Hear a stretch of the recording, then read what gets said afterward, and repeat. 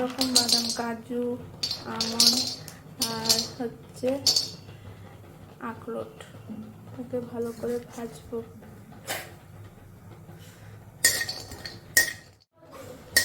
ভালো করে ভাজবো, ভেজে তারপরে এর মধ্যে দিয়ে দেবো মাখানা।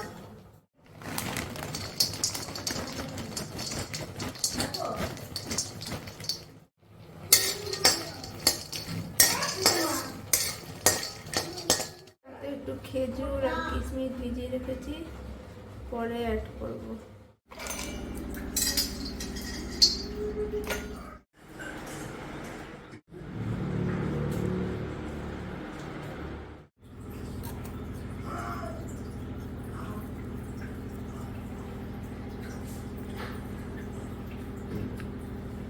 এর মধ্যে দিয়ে এবার ফ্রিজে রেখে দেবো 4 ঘন্টা সেট হতে।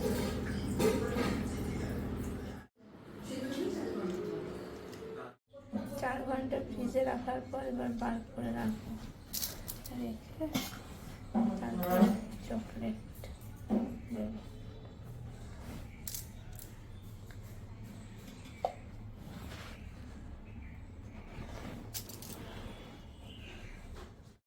চকলেটটা মেল্ট করা হয়ে গেছে, এবার এর মধ্যে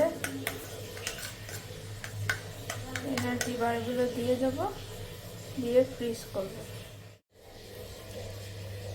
খাওয়া নেবো।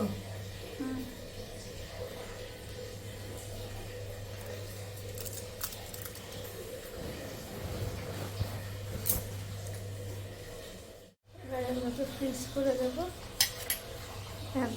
2 ঘন্টার জন্য। আমার ছেলের জন্য চকলেট রেডি হয়ে গেছে। এটা আমি ডার্ক চকলেট দিয়ে করেছি, কারণ ও এমনি চকলেট খাওয়া উচিত না, ওর একটু ADHD আছে, তাই তোমরা নর্মাল চকলেট দিয়েও এটা করতে পারো, খেতে খুব ভালো হয়।